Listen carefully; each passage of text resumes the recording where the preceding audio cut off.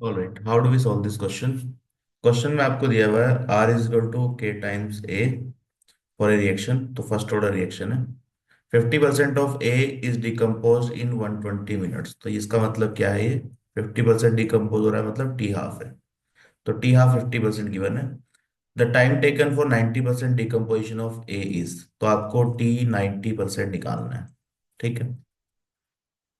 तो रिएक्शन देख के देखो, रेट रेट लो देख के आपको ये समझ में आ गया कि ये पावर वन है। तो order of reaction is one. ठीक है। तो are is equal to K times ए। इसका मतलब क्या है, first order reaction. Order of reaction is one. ठीक है, तो फर्स्ट ऑर्डर वाला फॉर्मूला लगा सकते हैं। ए से कुछ प्रोडक्ट बन रहा है, लेट्स अज्यूम बी। ठीक है। टी इक्वल टू जीरो पे कुछ कॉन्सेंट्रेशन इसकी मान लेते हैं। टी इक्वल टू जीरो पे ये सी नोड है मान लो। T is equal to T half पे क्या होगा, ये आधा कंज्यूम हो जाएगा। तो हाफ विल बी कंज्यूम्ड। ठीक है। तो C naught minus C node by two. तो कितना बचा है, ये कितना बनेगा, सी नोड बाय टू। तो C note by to consume हो गया, ये सी नोट बाय टू बना। बी के बारे में कुछ इंफॉर्मेशन गिवन नहीं है, तो क्वेश्चन में पूछा भी नहीं है। ठीक है। तो ये बचा कितना है, सी नोट बाय टू। तो ये टाइम आपको दे रखा है कितना, this is 120 minute. T half is 120। T half is 120 minute. ठीक है।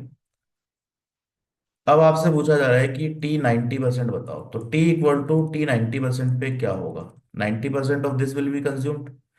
तो 90% कंज्यूम हो गया, तो बचेगा कितना, सी नोड 90% माइनस कर दो 90/100। तो ये कितना बचा, 10%। 90% कंज्यूम हो गया तो 10% बचेगा। ठीक है। तो ये 9/10 है, इसको माइनस करेंगे तो you will get C node by 10।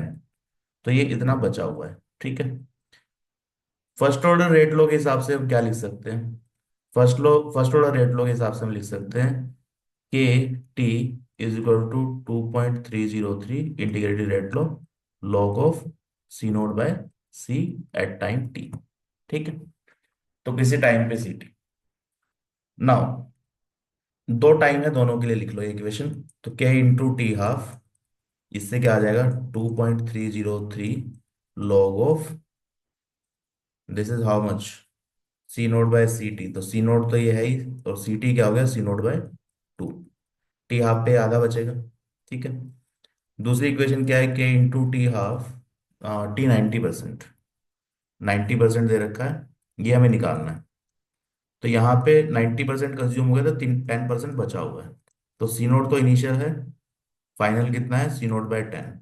C note bye 10। ठीक है। ये इक्वेशन नंबर वन है, ये इक्वेशन नंबर टू है। दोनों को डिवाइड कर दो, डिवाइड बोथ ऑफ देम। तो देखो यहाँ पे 2.303 तो कैंसिल आउट हो जाएगा, ये के भी कैंसिल आउट हो गया। ठीक है। सी नोट कैंसिल आउट होगा, टू बच जाएगा ऊपर, यहाँ भी सी नोट। तो व्हाट विल बी रिमेनिंग, तो यहाँ पे देखो ये बच गया टी हाफ, ये बच गया टी 90%। ठीक है। यहाँ पे टू ऊपर जाएगा तो क्या बचेगा, लॉग ऑफ टू। और ये क्या है, लॉग ऑफ 10। ठीक है, ये डिवीजन में तो ऊपर मल्टीप्लिकेशन में चला जाएगा। तो टी 90% क्या होगा, क्रॉस मल्टीप्लाई कर लो। T 90% will be T half into log 10 by log two. तो log 10 आपको पता है, log 10 इज वन। log 2 कितना होता है, log 2 इज 0.3010। ठीक है। तो अब सॉल्व कर लो इसको। ये कितना दिया हुआ है, दिस इज हाउ मच, 120। ठीक है। तो 120 इंटू वन डिवाइडेड बाय 0.3010। तो यहां से इसको सॉल्व करेंगे, ये आंसर मिनट में आएगा, 120 मिनट दे रखा है। तो how much is it, this comes out to be 398.67 minute. तो नियरेस्ट इंटीजर क्या हो जाएगा, ऑलमोस्ट 399 मिनट। ठीक है। तो आपका आंसर क्या आएगा, 399। सो 399 इज द आंसर। तो फर्स्ट ऑर्डर काइनेटिक्स फॉलो कर रहा है, तो फर्स्ट ऑर्डर की रेट लो एक्सप्रेशन आपको पता होना चाहिए। टी हाफ पे रेट लो एक्सप्रेशन लिख लिया हमने, टी 90% पे लिख लिया। 90% का मतलब क्या है, 90% कंज्यूम हुआ है, तो 10% बचा है। ठीक है, तो यहाँ 10% लिखें।